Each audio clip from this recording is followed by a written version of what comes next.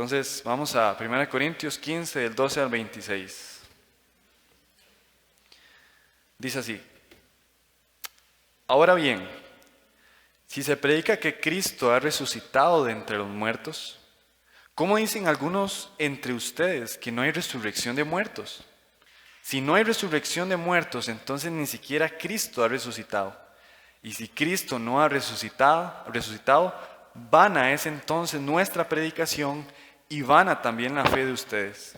Aún más, somos hallados testigos falsos de Dios porque hemos testificado contra Dios que Él resucitó a Cristo, a quien no resucitó, si en verdad los muertos no resucitan. Vamos a ver. Y si Cristo, verso 14, si Cristo no ha resucitado, vana es entonces nuestra fe. Perdón, aquí me perdí, hermanos. 16, porque si los muertos no resucitan, entonces ni siquiera Cristo ha resucitado. Y si Cristo no ha resucitado, la fe de ustedes es falsa. Todavía están en sus pecados. Entonces también los que han dormido en Cristo están perdidos. Si hemos esperado en Cristo para esta vida solamente, somos de todos los hombres los más dignos de lástima. Pero ahora Cristo ha resucitado de entre los muertos, primicias de los que durmieron. Porque ya que la muerte entró por un hombre, también por un hombre vino la resurrección de los muertos. Porque así como en Adán todos mueren, también en Cristo todos serán vivificados. Pero cada uno en su debido orden. Cristo, las primicias. Luego los que son de Cristo en su venida. Entonces vendrá el fin, cuando Él entregue el reino al Dios y Padre, después que haya terminado con todo dominio y toda autoridad y poder. Pues Cristo debe reinar hasta que haya puesto a todos sus enemigos debajo de sus pies. Y el último enemigo que será eliminado es la muerte. Hermanos, hoy yo voy a aprovechar porque estaba leyendo un libro del pastor Sujén Michelén que se llama De Gloria en Gloria. Buenísimo, por cierto, se los recomiendo. Y tomé la introducción de este libro para hoy porque me pareció que era una buena oportunidad. Así que lo que voy a decir a continuación lo extraigo de ese libro. Dice así: en el 490 a.C. se llevó a cabo una guerra entre Grecia y el Imperio Persa. Esta guerra era denominada, hermanos, como la batalla de Maratón. Esta batalla era definitoria para esos dos pueblos, porque el que saliera victorioso, iba a dominar sobre el otro. Y entonces la historia nos narra y nos dice que la guerra la ganó Grecia ante el Imperio Persa. Y entonces el general del ejército de Grecia, que se llamaba Milcíades, decidió enviar al soldado Filípides a dar una buena nueva, una buena noticia, una gran noticia para el pueblo, en este caso de Atenas y Grecia. Y pues podría ser un tipo de evangelio, ¿verdad? De hecho así hasta se puede traducir, porque era un evangelio como era en griego. Y entonces Filípides fue corriendo entre Maratón y Atenas. Y la distancia entre estas dos ciudades era de 42 kilómetros. Entonces, corrió tan velozmente Filípides que lo único que pudo hacer cuando llegó a Atenas, después de los 42 kilómetros a gran velocidad, fue decir: hemos vencido, para inmediatamente caer muerto por el esfuerzo que había hecho en la guerra y pues del recorrido que tuvo que hacer. Me imagino ese calor y, ¿verdad? Que tuvo que recorrer Filípides. En honor a esta historia que hoy les estoy contando, es que el día de hoy se recorren muchísimas maratones alrededor del mundo, y de ahí es donde viene el nombre de maratón y los 42 kilómetros que se corren alrededor de todo el mundo por esta hazaña o esta historia que se cuenta de Filípides. Así que es pues una información ahí interesante que yo no sabía, al menos. Esa buena noticia que llevó Filípides aquel día debió de haber impactado profundamente a la ciudad de Atenas, ya que la amenaza del imperio persa que acaban de derrotar pues había sido eliminada. Y ahora entonces Atenas y Grecia podía vivir en paz, no por la actuación del pueblo que estaba recibiendo la noticia, sino que ellos pues claramente no hicieron nada, sino por la actuación de los soldados, la actuación del general de Filípides en la guerra, que ahora ellos son libres. Entonces podemos decir que esta historia nos ilustra una gran noticia, pero es una gran noticia de un hecho. Y cuando me refiero a un hecho, es algo que sucedió, recientemente sucedió, y entonces ahora Atenas es libre. Este hecho histórico cambia la historia de un pueblo como de Atenas significativamente. De hecho, marca la historia. Esto es lo mismo que se aplica en el Evangelio, que usted y yo hoy confiamos por fe, que nuestro Señor Jesucristo vino a esa tierra y hoy nosotros anunciamos aquí, domingo tras domingo, y la palabra nos anuncia un hecho histórico. Es decir, no un consejo, sino un hecho, algo que sucedió. Algo que Dios ya hizo. Sucedió hace más de 2000 años a través de la muerte, estadía de Jesús aquí en la tierra, resurrección y ascensión del Señor. El resultado de esta gran noticia impacta nuestras vidas como ninguna otra buena noticia puede hacerlo en esta vida terrenal. Se supone que esa es la mejor noticia que nosotros podemos recibir.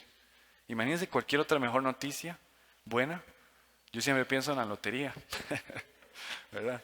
Una buena noticia, nos pegamos un montón de millones. Bueno, mejor que eso es el Evangelio. Así que un hecho histórico que sucedió a través de Jesucristo, Él ya lo hizo. Entonces, así como Filípides lo hizo, que llegó y cayó muerto y solamente le alcanzó a decir, hemos vencido, es lo que nosotros hacemos domingo tras domingo, lo que hace David, lo que hace Héctor, lo que hace Mario, lo que hacen todos los hermanos que predican alrededor del mundo. Simplemente predicamos algo que ya pasó y ahí está nuestra fe depositada. Y nosotros, al igual que Filípides, los que anunciamos este hecho, merecemos quedar muertos también. Pero en su gracia y su misericordia Dios nos permite anunciar la buena nueva sin que seamos fulminados. Evidentemente yo sí pequé en Semana Santa, ¿verdad? Y merecía otra cosa que estar aquí parado. Pero Él en su misericordia nos permite hoy estar de pie ante Él y Él nos oye y Él nos habla a través de su palabra. Uno de los versículos que nos afirma sobre este hecho histórico que nosotros hoy depositamos nuestra fe, lo podemos encontrar en los versos que leyó Marito, en el 1 Corintios 15, 1 al 5, y yo le pido que me acompañe al versículo 1, que dice así: Además os declaro, hermanos, el evangelio que os he predicado, el cual también recibisteis, el cual también, o en el cual también ustedes perseveran, por el cual asimismo, si ustedes retienen la palabra que yo les he predicado, ustedes son salvos. Si no, es decir, lo contrario, creyeron en vano, porque primeramente les he enseñado lo que asimismo yo recibí, que Cristo murió por nuestros pecados conforme a las Escrituras, y que fue sepultado, y que resucitó al tercer día conforme a las Escrituras, y que apareció a Cefas, y después a los 12. Hermanos, estas palabras de Pablo nos afirman que el evangelio que hoy nosotros escuchamos es un anuncio de algo glorioso, que sí, pasó hace 2000 años, pero tenemos la certeza de que sucedió y que nosotros creemos por fe. Sin embargo, este anuncio no tiene que ver en lo absoluto con usted y conmigo. No tiene nada que ver con nosotros. Sí tiene un resultado en nuestras vidas, pero el hecho en sí no tiene nada que ver con nosotros. Sino más bien este anuncio gira en torno única y exclusivamente en nuestro Señor Jesucristo y lo que Él hizo en ese momento. Si nosotros observamos el versículo 3, 4 y 5, vemos esto. Vemos un hecho y vemos una confirmación de ese hecho. Por ejemplo, vemos en el versículo 3 que Cristo murió por nuestros pecados conforme a las Escrituras. Es decir, algo que fue prometido desde antes de las Escrituras y que los profetas y los hombres predicaron anteriormente.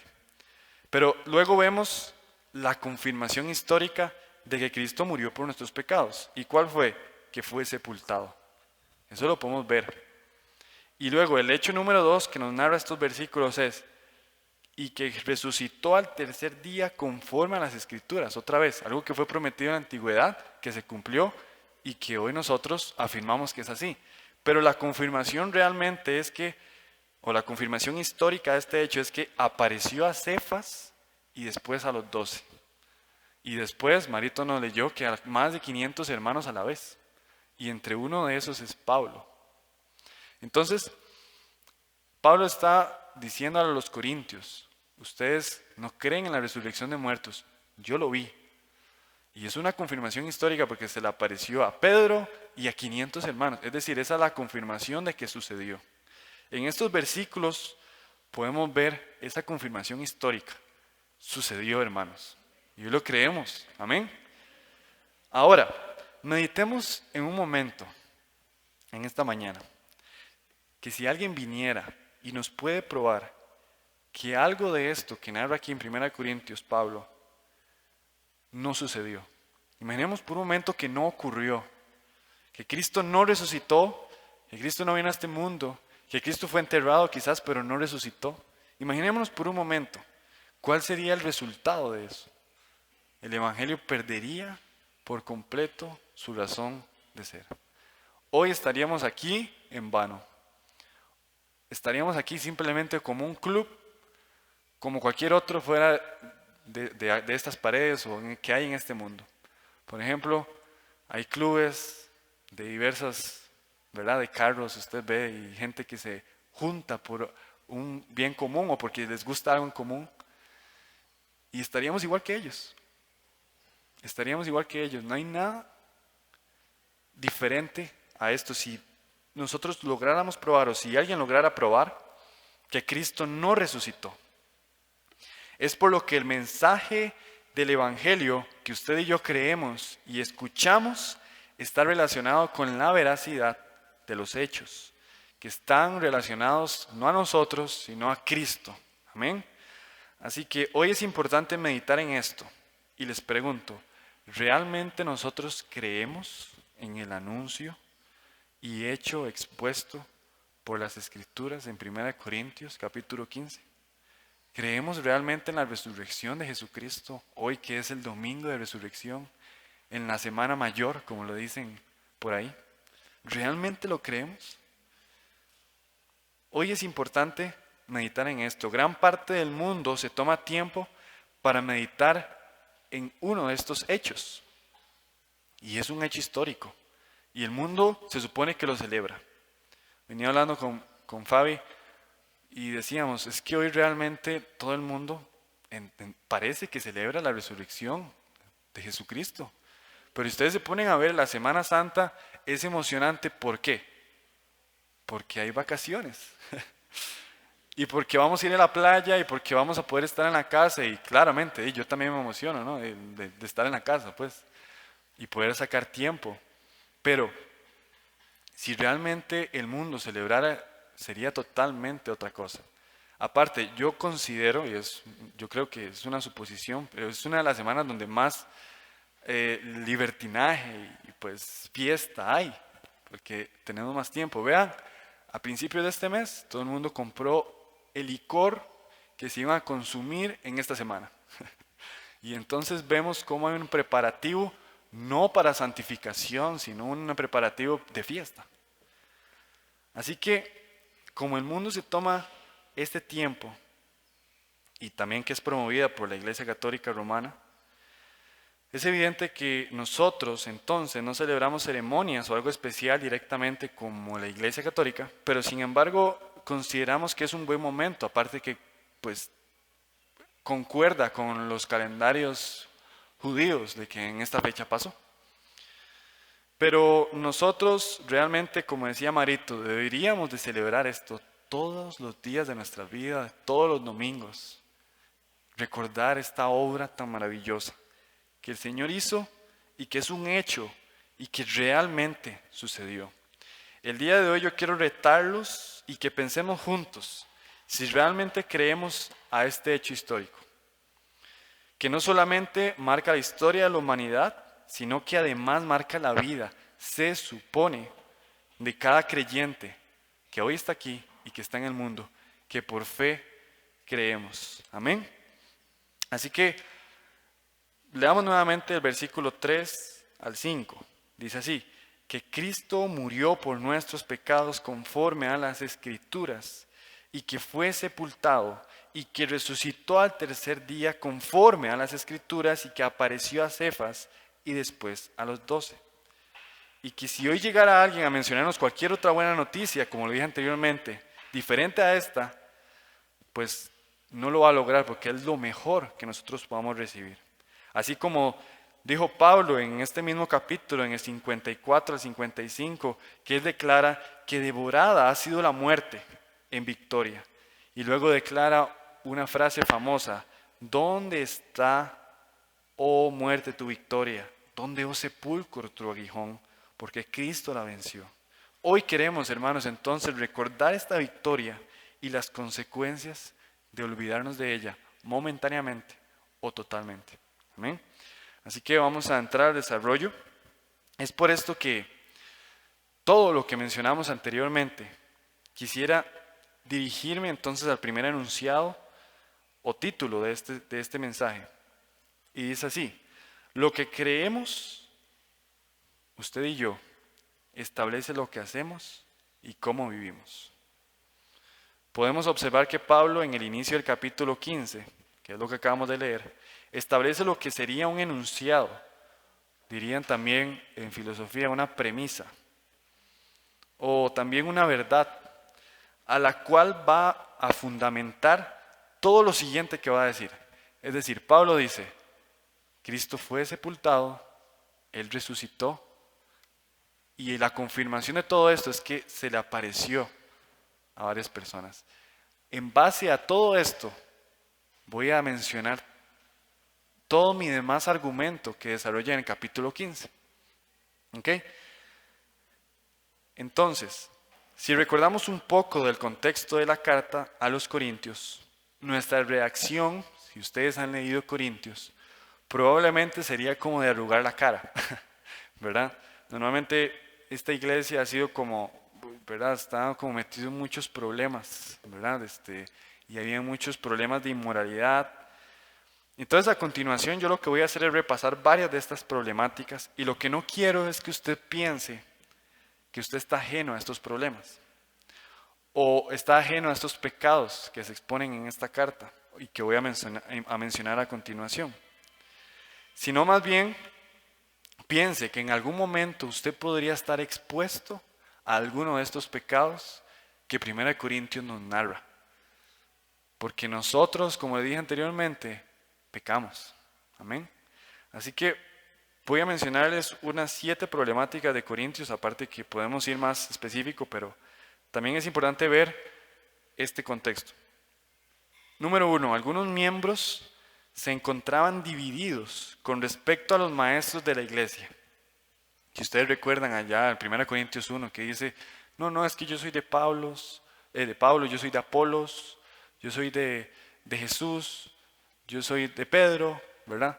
Entonces vemos esa problemática como inicia Corintios, y eso lo podemos ver en capítulo 1, del 10 al 17, y donde podemos ver que ellos seguían a hombres en vez de a Cristo. Probablemente aceptaban valores de Roma, como clases sociales, ¿verdad? Ellos están acostumbrados es que tienen que existir diferencias. Número 2, los cristianos al parecer estaban tolerando el incesto de un hijo con su madre. Y el verdadero problema es que lo que estaban haciendo es que lo estaban pasando por alto. No estaban tomando una determinación de esta situación. Cuando habían situaciones de situaciones sexuales entre una madre y un hijo, y ellos no tomaban alguna determinación, y como también lo vimos en Colosenses y en 1 Timoteo, la iglesia debe de mantener un orden, y es una institución que Dios estableció para nosotros poder resolver problemas de nuestras vidas. Amén. Así que eso lo podemos ver en el capítulo 5. 3. Algunos hermanos de la iglesia en Corinto estaban teniendo pleitos entre sí y lo estaban llevando a tribunales de hombres antes de resolverlo como hermanos. Y entonces ignoraban que Dios lavó su antigua vida como ellos vivían y que perdonó sus pecados y por ende, por esa razón debían de perdonar a su hermano o llegar a un acuerdo, pero ellos preferían acudir a Roma antes de ellos resolverlo. Algunos cristianos parecían excusar la fornicación y participar con prostitutas, en donde el argumento era, no, la fornicación se produce afuera del cuerpo, entonces no contamina el alma. Hermanos, eso es una idea que si por ejemplo yo creyera, podría hacer lo que quisiera, podría incluso hasta adulterar, si yo creo esto. Por ende, lo que yo les digo es que si nosotros creemos algo, si tenemos una idea, entonces eso va a regir mi forma de vivir. Y eso genera un problema dentro de la iglesia de Corinto. Pablo desarrolla también temas como el matrimonio, la soltería. Adicionalmente, algunos hermanos estaban consumiendo comida sacrificada a los ídolos, ¿verdad? Y no consideraban que podían ser tropiezo para algún otro hermano, pensando únicamente en ellos. Y eso lo podemos ver entre el capítulo 7 hasta el capítulo 11, donde Pablo desarrolla toda la ética cristiana y el por qué a veces nosotros nos privamos de ciertas cosas por amor a nuestros hermanos. Algunos cristianos hacían mal uso de la Santa Cena, marginando de la participación de esta a algunos hermanos que eran de menos recursos, que eran pobres, ignorando que para Dios eso es insignificante y no salva a alguien por ser rico o pobre. Y eso lo pueden ver también en el capítulo 11,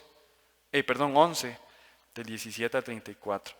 Finalmente, como punto número 7, hacían mal uso de los dones espirituales, utilizándolo para promoción personal antes de edificación para nuestros hermanos. Son problemáticas que hoy se pueden presentar en nuestras vidas. Probablemente nos escandalicemos, pero usted está expuesto a todo esto. Por eso nosotros creemos una verdad y esta verdad nos hace libres de todos estos pecados. Ahora, podemos ver en esta carta la forma sobrenatural, y es lo que yo veo, no sé ustedes, pero yo puedo ver en esta carta la forma sobrenatural en la que Cristo muestra su gracia, muestra su paciencia, a través de pecados que cometieron esos hermanos de Corinto y que estoy seguro usted y yo, como le dije anteriormente, también estamos expuestos. Si observamos con atención, muchos de estos pecados cometidos por la iglesia de Corinto fueron producto de mentiras de parte de la sociedad, como hoy también nos sucede, de creencias y convicciones de los judíos y gentiles, de la naturaleza e inclinación natural del hombre hacia el pecado, evidentemente, y lo más principal, de no prestar atención a las palabras fieles de nuestro Señor Jesucristo. Hoy la iglesia, en realidad el mundo, o gran parte del mundo occidental, celebra la Semana Santa y con ella la resurrección de Jesús. Pero muchos no entienden por qué razón lo hacen. Al igual nosotros, muchas veces se hacen actividades de iglesia o se establecen enseñanzas, se establecen doctrinas que rigen un sistema de creencias. Que este sistema de creencias o estas enseñanzas tienen un fundamento y tienen una razón de ser, pero muchas veces nosotros lo olvidamos. Ejemplo, si usted y yo agradamos al Señor en no comportarnos igual al mundo, y no porque seamos más especiales que ellos, sino porque somos pecadores iguales que ellos, pero lavados y comprados con la sangre de Cristo, esto tiene un fundamento y tiene una razón de ser, de por qué nos comportamos así. Sin embargo, a veces olvidamos cuál es ese fundamento y por qué lo hacemos, lo que provoca una forma de vivir, una forma de actuar, una forma de hablar. La mayoría de pecados de un creyente son producto de agradarnos a nosotros mismos y en este momento darle la espalda a nuestro Señor. Y en ese momento olvidamos las verdades del Evangelio. Y por olvidar las verdades del Evangelio hay consecuencias. Amén. Por ejemplo, podemos ver que hay corrientes y modas que parten de ideas y convicciones. Por ejemplo, personas en específico que muchas veces nos damos cuenta que tienen un estilo de vida, pero ese estilo de vida tiene una idea detrás de ese estilo de vida. Por ejemplo, los rastafaris, por ejemplo, los veganos, Y así podríamos ir con un montón de ideas, ¿verdad? Estas personas tienen una convicción y una idea. Y por eso se comportan, se visten y hablan de esta forma por estas ideas que tienen. Lo que quiero transmitir en este momento es que las ideas, las convicciones y las doctrinas tienen consecuencias. Otro ejemplo, ya para dejar esto bien claro. David nos habló sobre esto en algún momento, que es el hedonismo. No recuerdo si nos habló o lo vimos en algún curso. El hedonismo se trata de una doctrina filosófica. Imaginémonos que nosotros todos somos hedonistas. Con esto que voy a decir a continuación, ¿cómo serían nuestras vidas? Ellos entienden al placer como un bien, que debe ser buscado y debe de ser desarrollado. Que ese es el fin supremo de nuestras vidas, el placer. ¿Cómo sería el comportamiento si nosotros nos rigiéramos como el placer como fin último? El hedonismo también postula que el placer puede ser tanto físico como espiritual. Y entonces asocia a cualquier estado de ausencia de sufrimiento. Es decir, el sufrimiento es una maldición. No podemos sufrir en este mundo. Más bien tenemos que estar en placer siempre. Todos los días de nuestra vida tenemos que vivir en placer. Por ejemplo, y yo sé que ustedes se deben identificar con esto, el Evangelio de la Prosperidad, para mí es un ejemplo de hedonismo, el cual se apoya en una verdad eterna para asociarlo con una forma de placer y llevar a los seguidores a buscar el dinero como fin último, sin tomar en cuenta el verdadero mensaje detrás de las Escrituras. Y todo esto provoca que esas personas y predicadores vivan, se junten, se vistan y hablen de alguna forma que les lleve a este placer que buscan el dinero. Por ejemplo, vemos a algunas de estas personas decir que decretan, que declaran y que derriban, etcétera, etcétera, etcétera, etcétera, ¿verdad? O por ahí hay una canción que yo recuerdo que yo escuchaba pequeño, ¿verdad? Y yo creo que David también lo mencionó una vez, que con los hijos de Dios nadie se mete. Haciendo ver que no vamos a sufrir en este mundo que está caído. Y fue una de las promesas de Dios que íbamos a sufrir. Pero no podemos sufrir. Tenemos que estar siempre bien, prosperados y en victoria. Amén. En el texto que acabamos de leer, vemos la razón y motivo por el cual Pablo predica el Evangelio. Y este es el argumento que utiliza antes de entrar a desarrollar el versículo 12. Estos versículos son sumamente importantes, ya que si la iglesia no creía en la resurrección de Jesús, entonces van a existir consecuencias en la forma de vivir. Y esto precisamente es lo que va a desarrollar Pablo. Si nosotros no creemos en la resurrección de Jesucristo, vamos a vivir de alguna forma que no necesariamente va a agradar al Señor. Además, sería vana nuestra fe, como dice Pablo. Verso 12, hermanos. Dice así: ahora bien, si se predica que Cristo ha resucitado de entre los muertos, ¿cómo dicen algunos entre ustedes que no hay resurrección de muertos? Y si no hay resurrección de muertos, entonces ni siquiera Cristo ha resucitado. ¿Alguna vez, hermanos, ustedes se han cuestionado si en realidad Jesús resucitó? Que fue una pregunta que les hice al inicio. Pero no solo que resucitó, sino que hoy reina a la diestra del Padre. ¿Se lo han preguntado? La opinión popular en Corinto era que esta verdad que estaba predicando Pablo sobre la resurrección de Cristo era una locura. Esta pregunta de Pablo hacia la iglesia en Corinto es sobre las doctrinas fundamentales que se supone usted y yo debemos de creer, y que la iglesia debe creer, y el cristianismo cree. Y se supone que cada creyente en Corinto estaba seguro de que Jesucristo había resucitado, pero si no, todo lo demás perdía su sentido, porque es el fundamento del cristianismo. Cristo resucitó y hoy reina y nos dio la victoria. Y aún más, hermanos, estos hermanos de Corinto están recibiendo el evangelio de alguien que vio a Jesucristo resucitado. Con más razón debían de creer. ¿Qué piensan? Y esta situación de inseguridad de este hecho estaba provocando varios problemas en la iglesia de Corinto, que son los que va a desarrollar a continuación Pablo. Verso 14. Y si Cristo no ha resucitado, vana es entonces nuestra predicación y vana también es la fe de ustedes. Entonces, si Cristo no resucitó, vana es la predicación de Pablo y no sirve de nada. Si Cristo no resucitó, entonces vana es la fe de todos los creyentes. Dos consecuencias de que Cristo no resucitó: vana la predicación, vana es nuestra fe, que estamos creyendo en balde.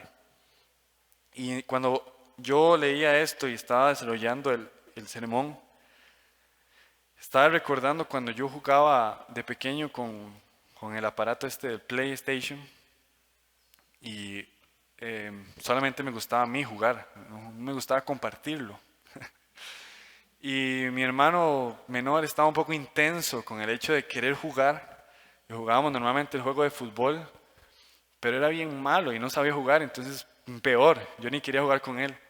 Entonces yo lo que hacía es que agarraba el control, en aquel momento no había inalámbricos, ¿verdad? Era de conectar. Entonces, bueno, no sé si había inalámbricos, tampoco es que soy tan viejo, ¿eh? Entonces yo colocaba debajo del play el aparato para que pareciera que estaba conectado. Y los muñecos que yo manejaba, él los manejaba. Y él pensaba que pues me estaba ganando. Entonces yo decía, qué bueno que era. Entonces jugábamos ahí. Y él todo feliz y emocionado, ¿verdad? No recuerdo hasta qué momento se dio cuenta de que en realidad él no era el que estaba jugando y que era muy bueno y muy hábil. Pero yo me imaginaba a esos hermanos de Corinto y a todas las personas que no creen en la resurrección de Jesucristo como mi hermano, creyendo que se la saben de todas, o que tienen fe en Jesucristo, pero en realidad están siendo engañados y en vano están creyendo. Las personas que creen que tienen salvación en Cristo, pero no creen en la resurrección, eso es una contradicción. Es más, no es posible, es imposible. Estarían como siendo engañados y creyendo en vano. Imagina que realmente alguien probara que Jesucristo no resucitó. Sería una terrible noticia. Y viviríamos en una total mentira. Pero sabemos que Cristo resucitó al tercer día. Y hoy tenemos una esperanza fiel únicamente en Él. Amén. Lo creemos. Verso 15 y verso 16. Aún más, somos hallados testigos falsos de Dios porque hemos testificado contra Dios que Él resucitó a Cristo. Hermanos, presten atención. Estaríamos nosotros diciéndole a Dios que es un engañador y es un mentiroso. A quien no resucitó, si en verdad los muertos no resucitan. Porque si los muertos no resucitan, entonces ni siquiera Cristo ha resucitado. Si Cristo no resucitó, nosotros tampoco. Si Cristo no resucitó, entonces Pablo, los apóstoles, los profetas, los patriarcas y el mismo Jesús serían falsos maestros, serían falsos profetas, y además el Dios que es 3 veces santo y que no tiene relación con el pecado sería un mentiroso y un falso Dios. Por lo que podríamos afirmar que lo que decían estos hombres en Corinto y lo que se escuchaba ahí y la problemática que estaba tratando de resolver Pablo era algo muy, pero muy serio. Es por eso que si aquí entrara una doctrina falsa en la iglesia de Moravia, SSAJ, nosotros tenemos que ser responsables de corregir esa falsa doctrina, porque eso emana un peligro. Emana un peligro no solamente se queda en una mentira, sino que eso lo lleva a los actos y a las formas de vivir. Y eso es algo gravísimo, hermanos. Gravísimo. Verso 17. Si Cristo no ha resucitado, la fe de ustedes es falsa. Todavía están en sus pecados. Es decir, si Cristo no ha resucitado, entonces el pueblo sigue en sus pecados y es evidente que no hay una transformación divina, una transformación de regeneración en la vida de los hombres que rechazan esta verdad. Y por ende tampoco hay justificación. Y si no hay justificación y si no hay regeneración, no hay perdón de pecados. Y si no hay perdón de pecados, vivimos aún en nuestros pecados. Es algo muy serio, hermanos. Romanos 4:25 es un texto que me encanta. Dice, que Cristo fue entregado por causa de nuestras transgresiones, pero fue resucitado para nuestra justificación. Es decir, por medio de la resurrección de Jesucristo, nosotros somos justificados y tenemos valga la redundancia, tenemos justificación en Cristo y por eso hoy vivimos de una forma en específico, adorándole. Verso 18. Entonces también los que han dormido en Cristo están perdidos. Si Cristo no ha resucitado, entonces los que ya murieron en toda la historia, confiando en las palabras de Jesucristo por fe, están perdidos sin esperanza. No solamente para ellos, sino también para los que estamos vivos.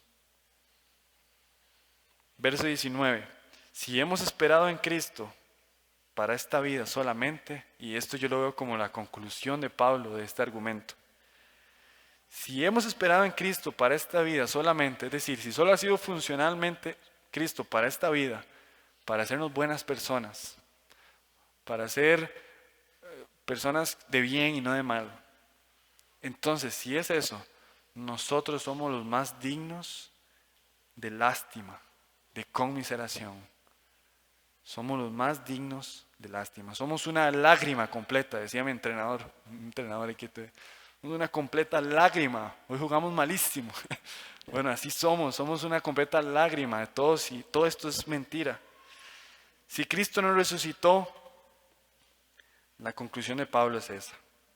Para cerrar con este primer enunciado o primera sección del sermón, observemos cómo la crucifixión de Jesús nos muestra un poco, y pues quise desarrollar ese texto en este momento, porque vemos a los judíos y sacerdotes en Mateo 27, que la fe de ellos iba a ser posible en Jesús si les daba lo que querían. Entonces, para desarrollar esta idea, yo quiero que me acompañen a Mateo 27, capítulo 27, verso 41 al 44. Y me dicen amén cuando lo tienen.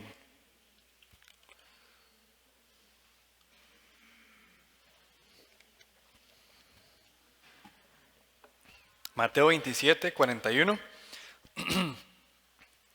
Dice así: de igual manera, también los principales sacerdotes, junto con los escribas y los ancianos, burlándose de él, decían: a otro salvó y él mismo no puede salvarse. Rey de Israel es, que baje entonces ahora de la cruz y creemos en él. Ellos no entendían que en sus narices estaban cumpliendo las profecías, todas las profecías del Antiguo Testamento. Y continúa el verso 43. En Dios confía, entonces que lo libre ahora, si Él lo quiere, porque Él ha dicho: yo soy hijo de Dios. Verso 44. En la misma forma lo injuriaban también los ladrones que habían sido crucificados con Él. El mismo ladrón que unos instantes más adelante iba a decir: quiero estar contigo en el paraíso, recuérdese de mí. Pero él se burlaba.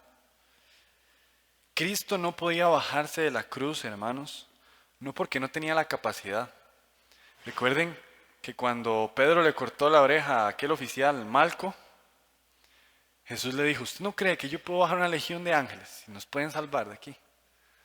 Dios, en la segunda persona, Jesucristo, tenía la posibilidad, tenía la capacidad, tenía el poder de bajarse de esa cruz. Pero este era el plan trazado desde la eternidad, que Él muriera en la cruz, y por eso no podía bajarse, no porque no tenía capacidad, sino porque era algo ya establecido. Entonces, Cristo debía morir en debilidad en la cruz del Calvario, que era lo que nosotros merecíamos, y Cristo debía resucitar en poder como primero, es decir, el primero de todos los que iban a resucitar en Él, que es lo que no merecemos. El Rey de los cielos y de la tierra, ante su creación irrespetuosa, estaba siendo crucificado, cumpliendo la voluntad eterna de Dios, los judíos y sacerdotes estaban concentrados en que el Mesías prometido en las Escrituras fuera a vencer a los romanos y que los librara de vivir subyugados por ellos, por los romanos. Ya estaban hartos y ellos esperaban un Mesías que viniera a librarlos de este régimen y no de su verdadero problema, que era el pecado en sus vidas. Ignorando eso. Y esto entonces, hermanos, lo quería mencionar porque puede ser que nuestra fe esté puesta como los judíos y los grandes sacerdotes de ese tiempo, únicamente concentrados en lo que Dios nos puede dar en este mundo, o lo que Dios nos puede probar hoy. Pero Dios ya nos probó hace 2000 años que Él resucitó y eso es suficiente. No vaya a ser que usted piensa que hace falta algo que el Señor me dé para yo poder creer en Él, como los judíos, que ellos ocupaban que se bajaran de la cruz. No entendían las Escrituras. Por ende, no entender las Escrituras acarrean consecuencias y una forma de vivir en el engaño. Y esto nos lleva al segundo encabezado. Cristo y su resurrección era el plan original número 1 y eterno de Dios. No fue una improvisación, sino que fue el plan número 1 de Dios. Verso 20 de 1 Corintios 15, volvamos a nuestro texto original. Dice así: pero ahora Cristo ha resucitado de entre los muertos, primicias de los que durmieron, porque ya que la muerte entró por un hombre, también por un hombre vino la resurrección de los muertos. Porque así como en Adán todos mueren, también en Cristo todos serán vivificados o resucitados. Amén. Hermanos, voy a tomar una ilustración también de mi infancia, y esto mi abuela lo va a recordar. Cuando yo esperaba a mis papás, mi abuela me cuidaba, y yo esperaba el momento del anuncio, que ellos me dijeran: mire, ya salimos del trabajo y ya vamos para allá. Esa, hermanos, era mi mayor felicidad, porque de cierta forma ya quería ir a mi casa. Y entonces yo estaba seguro de que ellos en algún momento iban a llegar. Entonces recuerdo que mi abuela llegaba y yo ya estaba medio irritado, era bastante chichoso. Espero que Leo no salga así, ¿verdad? Y entonces, para mi abuela calmarme, lo que hacía ella era hacer la mímica de por dónde supuestamente venían ellos. Entonces, no recuerdo dónde trabajaban ellos, pero no recuerdo, era de San José Centro, creo que trabajaba mi papá en aquel momento. Entonces venía mi abuela y hacía, viene llegando a la Princesa Marina, viene llegando a Mega Super, y así. Entonces yo estaba a la expectativa, así, ya van a llegar. Y entonces cuando ya llegaba a la panadería, porque mi abuela vive por la panadería Brian, y entonces llegaba y no sonaba el pito, entonces yo me chichaba y yo decía: no puede ser, ¿cómo puede ser posible que no han llegado? ¿Verdad? Y entonces yo seguía llorando, ¿verdad? Pero yo sabía que los anuncios de mis papás que salieron del trabajo y que en cualquier momento iban a llegar, esa era la garantía de mi felicidad. Era la garantía de que ellos en algún momento iban a llegar y ya iba a ir a mi casa y ya podía estar con ellos y hacer lo que quería y demás. Vemos en estos versículos que el argumento de Pablo es colocar en la mente de los lectores, es decir, llevarlos al principio de los tiempos, al Génesis. Si leemos, dice: porque así como en Adán todos mueren, también en Cristo todos serán vivificados. Si vemos algo claro a través de las Escrituras y que ellas nos garantizan desde el principio, es la llegada de un Mesías a esta tierra. Y esa promesa era inminente, en cualquier momento iba a pasar.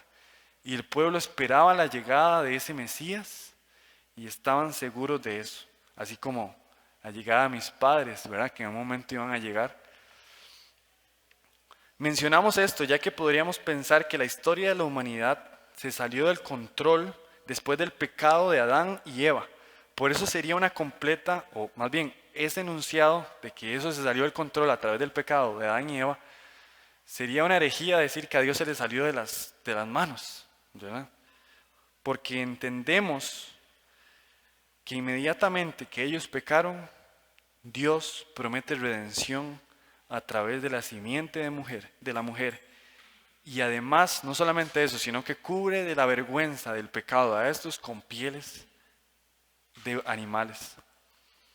En Génesis 3, verso del 8 al 15, si quiere lo buscamos también bien rápido, Génesis 3. Me dicen amén cuando lo tienen.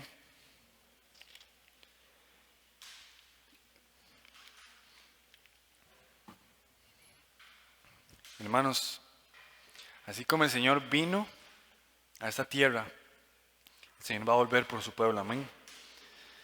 Va a volver por nosotros. Dice el verso 8 del capítulo 3 de Génesis. Y oyeron al Señor Dios que se paseaba en el huerto al fresco del día. Entonces el hombre y su mujer se escondieron de la presencia del Señor Dios entre los árboles del huerto. Instantes antes habían comido del fruto, habían sido engañados por la serpiente y habían sido desobedientes a la palabra de Dios. Verso 9. Pero el Señor Dios llamó al hombre y le dijo, ¿dónde estás? Y él respondió, te oí en el huerto, tuve miedo porque estaba desnudo y me escondí. ¿Quién te ha hecho saber que estabas desnudo?, le preguntó Dios. ¿Has comido del árbol cual yo te mandé que no comieras? El hombre respondió, la mujer que tú me diste por compañera me dio del árbol y yo comí. Entonces el Señor Dios dijo a la mujer, ¿qué es esto que has hecho? La serpiente me engañó y yo comí, respondió la mujer. Hasta este punto, hermanos, vemos un completo caos por el reciente acontecimiento que se presentó con el fruto y el pecado que se evidenció. Y no solamente el pecado, sino el sentimiento de culpa que existía en los dos protagonistas, en Adán y Eva. Pero a continuación vemos cómo Dios toma el mando de la conversación e inicia inmediatamente un juicio por esa desobediencia. Y ese juicio era justo. Recordemos que esa desobediencia era motivo de muerte, ¿verdad? Y yo diría muerte espiritual, que sí se dio, pero también muerte física. Eran merecedores. Verso 14. Y el Señor Dios dijo a la serpiente, por cuanto has hecho esto, maldita serás más que todos los animales y más que todas las bestias del campo. Sobre tu vientre andarás y polvo comerás todos los días de tu vida. Y continúa el juicio de Dios. Verso 15. Pondré enemistad entre tú y la mujer, y entre tu simiente y su simiente. Simiente es el linaje, ¿verdad? Él, es decir, la simiente de la mujer, a través de un hombre, te herirá en la cabeza, y tú le herirás en el talón o calcañar. Hermanos, en este versículo podemos ver el primer fracaso del ser humano, de muchísimos que se van a presentar después. Ya que en Adán y Eva, usted y yo, y todos los seres humanos que vivieron, que existieron y que van a existir, nos vemos representados en ellos. Pero seguidamente vemos que Dios promete un redentor, el cual evidentemente no iba a ser Adán. Este iba a ser un humano descendiente de la mujer, sí, correcto, y este iba a ser un mejor Adán, o mejor que Adán, que podría vencer a la serpiente, aunque esta también, la serpiente, iba a morderlo letalmente, pero el descendiente, Jesucristo, iba a aplastar la cabeza y lo iba a acabar. Podemos observar claramente que esta es una profecía que apunta al Salvador y Creador de todo el universo. Y este es Jesucristo hombre. No hay nadie más que pudo haber hecho esto. Y Jesucristo hombre es nuestro Salvador y quien venció a la muerte en la cruz y que además resucitó al tercer día anunciando públicamente su victoria sobre la muerte. Y que además era el primero de muchos que iba a resucitar, en los cuales ustedes y yo también, por su obra redentora. Es decir, aquí en Génesis, inmediatamente de un fracaso, vemos cómo Dios promete una redención y vemos cómo no es ninguna improvisación. Y una tras otra vez Dios da juicio como por ejemplo con Noé, un juicio justo que eliminó a todos, pero al justo lo mantuvo. A su simiente la mantuvo. Y esa es la historia de la Biblia, cómo la simiente de la mujer vence a la simiente de la serpiente, una y otra vez, una y otra vez. En este versículo también podemos ver que Pablo menciona primicias de los que durmieron. Ya en el capítulo 15, en el versículo que estamos, en el 20, en realidad menciona lo de las primicias. Y probablemente esta frase se refiere al primer producto agrícola de la temporada. Y esta primicia señala la calidad de una cosecha. Y esa cosecha, nosotros podríamos ver si era una cosecha buena o una cosecha mala por esa primicia. De hecho, en el Antiguo Testamento, esa primicia, que probablemente era lo mejor de la cosecha, era ofrecido al Señor. Y entonces nosotros vemos dos ejemplos que Pablo nos está recordando. Vemos a la primicia, que es Adán, y a la otra primicia, que es Jesucristo. En Adán, ¿cómo podemos nosotros ver qué íbamos a hacer? ¿O cómo podemos pronosticar? Como cuando pronostican el clima, ¿verdad? Podemos pronosticar que de la cosecha, de la simiente, de la mujer y del linaje de Adán, que nosotros también estamos así, ahí iba a ser culpables, llenos de miedo, con vergüenza, en confusión, llenos de malicia, con impiedad, perversos y lo peor de todo, cautivos al pecado.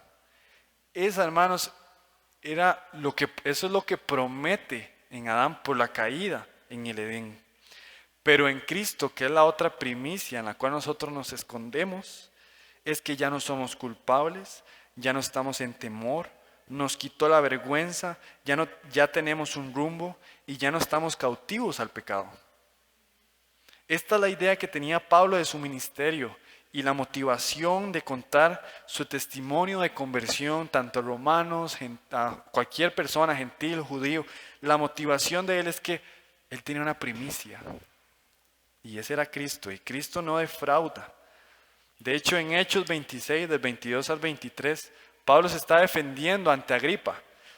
Y dice así que habiendo recibido ayuda de Dios, continúo hasta este día testificando tanto a pequeños como a grandes, no declarando más que a los profetas y Moisés. Otra vez, Pablo acude a las Escrituras.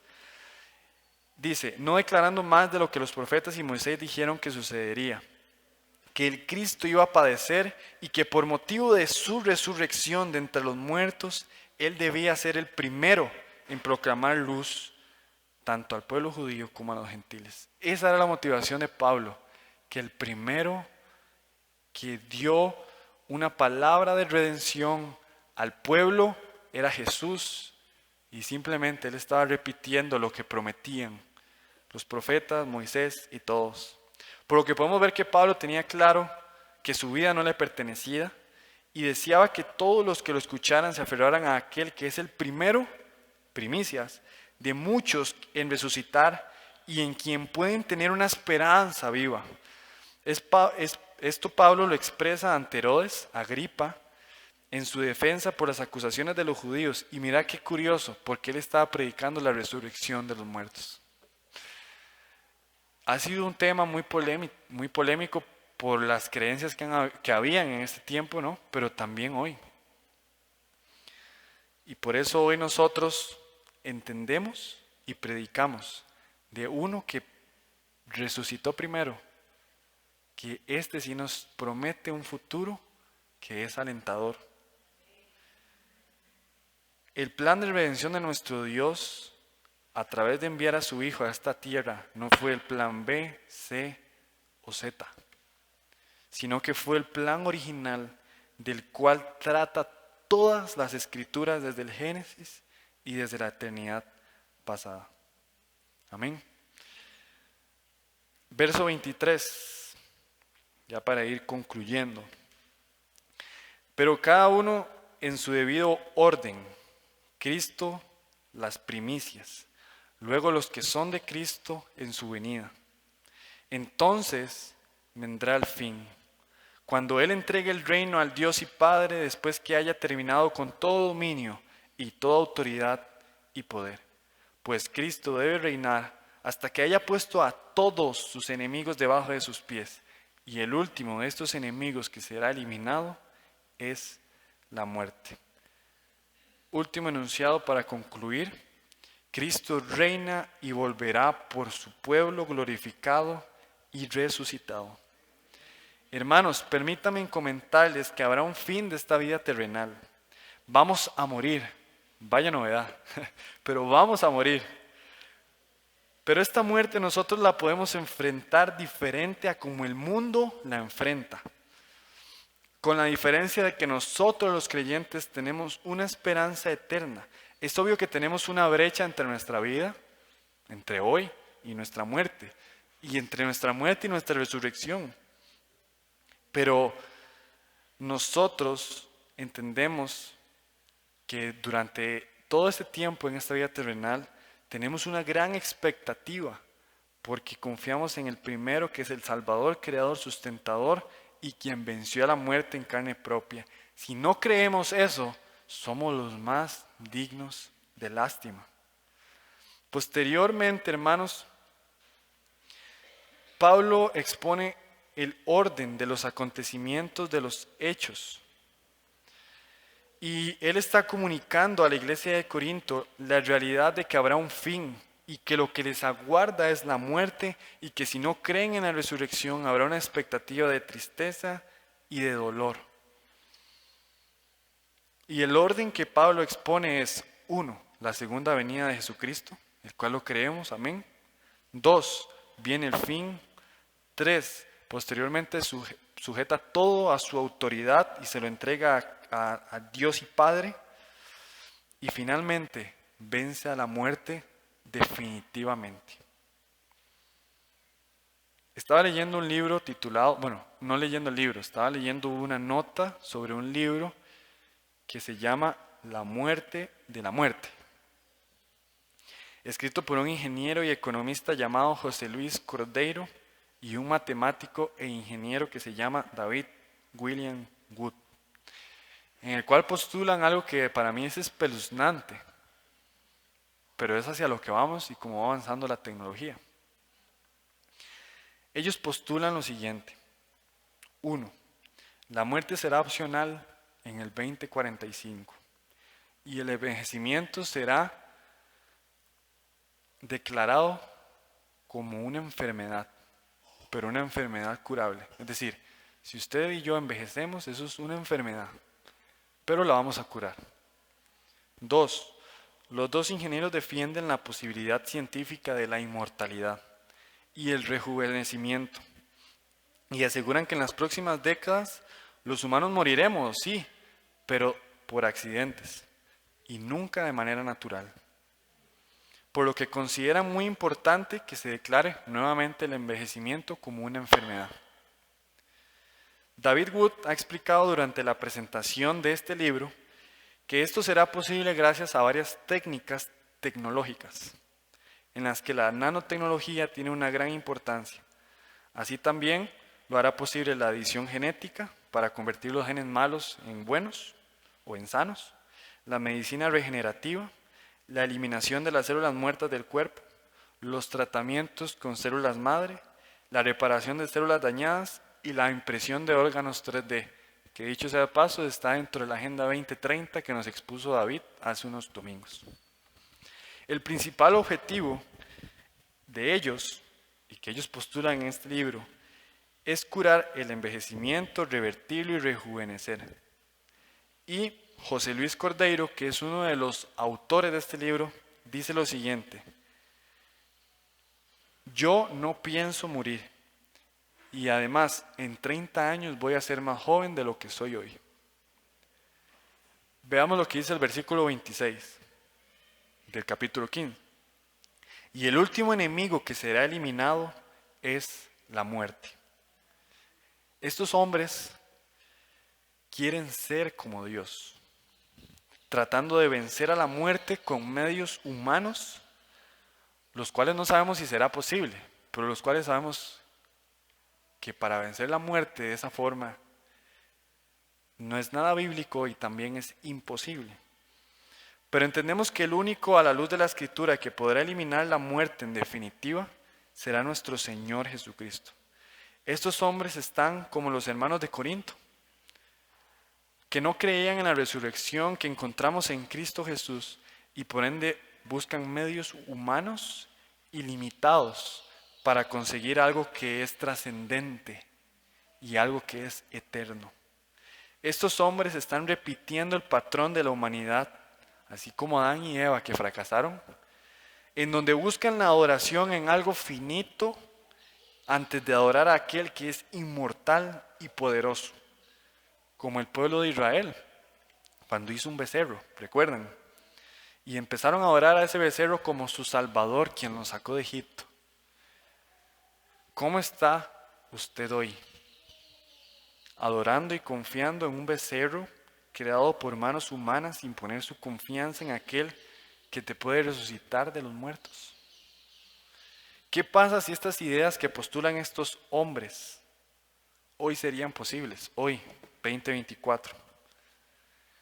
Que al parecer, bueno, yo creo que en el 2045 todos estamos vivos para decir si se hizo o no. ¿Verdad? Pero si hoy fuera posible, ¿usted estaría confiado en la ciencia? ¿En que no va a morir? ¿Estaría confiado en la tecnología antes de creer en aquel que puede salvar eternamente tu alma y que puede hacer posible tu resurrección? Pensemos si realmente confiamos plenamente en la resurrección que obtenemos en Cristo Jesús y que además hoy celebramos como iglesia. Recuerden que de lo contrario somos los más dignos de lástima. Y si hoy usted está acá escuchando estas palabras, es el momento en que usted pueda poner su esperanza en aquel que es el único que puede salvar tu alma de una tristeza y un dolor eterno. Recuerde que lo que creemos establece lo que hacemos y cómo vivimos.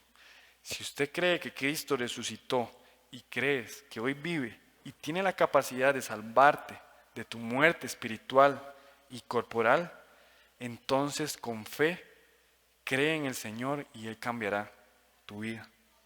Recuerde que Dios trazó un plan a través de Jesucristo y su Espíritu Santo desde la eternidad para que usted y yo estuviésemos confiados aguardando en este mundo caído su regreso, porque Él cumple lo que promete. Cristo y su resurrección fue un plan original y eterno desde la eternidad pasada. Y finalmente, recuerde que Cristo ya reina y que Cristo volverá por su pueblo. Y todos los que en Él hemos creído, reinaremos y resucitaremos con Él para glorificarle por la eternidad. Así que te invito a que nos gloriemos en Cristo Jesús, quien es el autor y consumador de nuestra fe. Así que yo le invito a que se anime, porque esa es la mejor noticia que usted podrá recibir en este lado de la eternidad. Hermanos, no confiamos en medios humanos, confiamos en Cristo. Y todo lo que viene lo luchamos en conjunto como iglesia, recordando quién es el primero de todos. Amén. Así que oremos.